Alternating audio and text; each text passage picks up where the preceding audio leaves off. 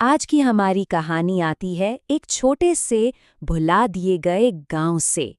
ये दास्तान है काली बस्ती के आखिरी घर की। जरा सोचिए, एक ऐसी जगह के बारे में जो दिन की रोशनी में तो एकदम शांत और बेजान सी लगे, पर जैसे ही रात का अंधेरा छाता है वो जिंदा हो उठती है। ये कहानी सिर्फ ईंट और पत्थर से बनी एक इमारत की नहीं है।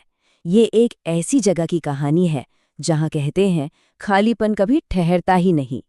वो इंतजार करता है, बिल्कुल खामोशी से और बड़े सब्र के साथ अपने अगले शिकार का। तो चलिए सीधे चलते हैं कहानी के पहले हिस्से में। समझते हैं काली बस्ती के उस राज को जिसने पूरे गांव को दहशत में जकड़ रखा था। ये गांव एक तरह से दुनिया से बिल्कुल कटा हुआ था। शहर से बहुत दूर, बंजर जमीन के बीचों बीच, जहां टूटी सड़कें कहीं जाती नहीं थी, बस अचानक खत्म हो जाती थी। यहाँ सूरज ढलते ही जिंदगी नहीं, मानो सांसें थम जाती थी और हर कोई बस डर के मारे अपने दरवाजों के पीछे छिप जाता था। और इस डर की वजह थी एक अजीब सिलसिला।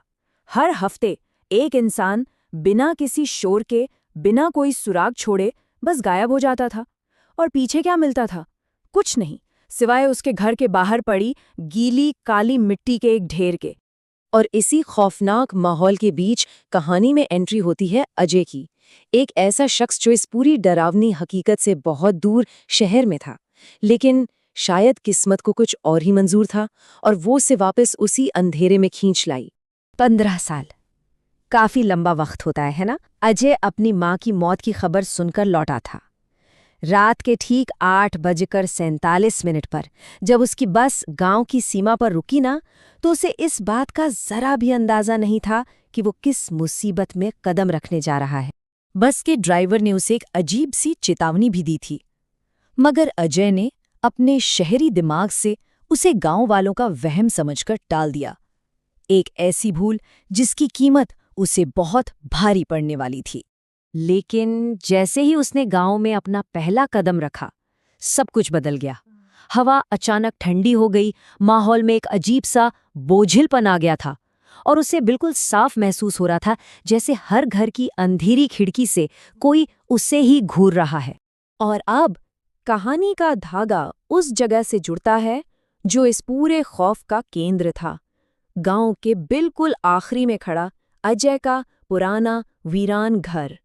और जैसे ही वो वहां पहुंचा, घर का दरवाजा एक चरमराती हुई आवाज के साथ अपने आप खुल गया।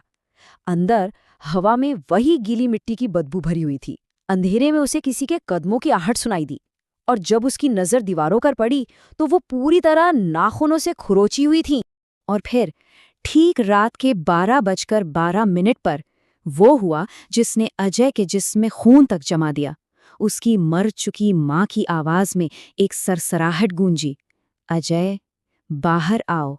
ये कोई ममता भरा बुलावा नहीं था, इसमें एक अनजाना भयानक खतरा छिपा था। तो अब पर्दा उठता है उस राज से जो उस घर की बुनियाद में ही दफन था। वो खौफनाक सच जो अब तक अजय की समझ से बिल्कुल बाहर था। गांव के एक बुजुर्ग ने उसे आखिरकार बताया कि ये घर जिस जमीन पर खड़ा है ना, वो कोई मामूली जमीन है ही नहीं। सदियों पहले ये एक शमशान हुआ करती थी, एक श्रापित जगह। और उस बुजुर्ग ने कांपती हुई आवाज में उस घर का एक नियम बताया, एक ऐसा नियम जिसे तोड़ने की सजा सिर्फ मौत थी। उन्होंने कहा, जो कोई भी यहाँ रात बिताता है वो काली मिट्टी का हिस्सा बन जाता है।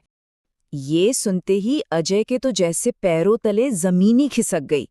वो वहां से भागना चाहता था, लेकिन अब बहुत देर हो चुकी थी। घर ने उसे अपनी गिरफ्त में ले लिया था। दरवाजे और खिड़कियां अब बाहर का रास्ता नहीं, बल्कि कैद की दीवारें बन चुके थे। और फिर आई वो रात, काली मिट्टी की रात। वो रात जब उस घर ने अपना असली चेहरा दिखाया और अजय का सामना उस दहशत से हुआ जिसकी कोई कल्पना भी नहीं कर सकता। सबसे पहले घर की सूखी दीवारों से नमी रिसने लगी। ऐसा लग रहा था मानो घर की पत्थर की खाल डर से पसीना बहा रही हो। उसके बाद लकड़ी के फर्श के बीच की दरारों से अनगिनत हाथ बाहर निकलने लगे। वो उसे अपनी तरफ खींच रहे थे। जमीन के नीचे भागने का जो आखिरी रास्ता था, सामने का दरवाजा, वो गायब हो गया। वो वहां था ही नहीं। उसकी जगह अब सिर्फ एक ठोस काली दीवार थी।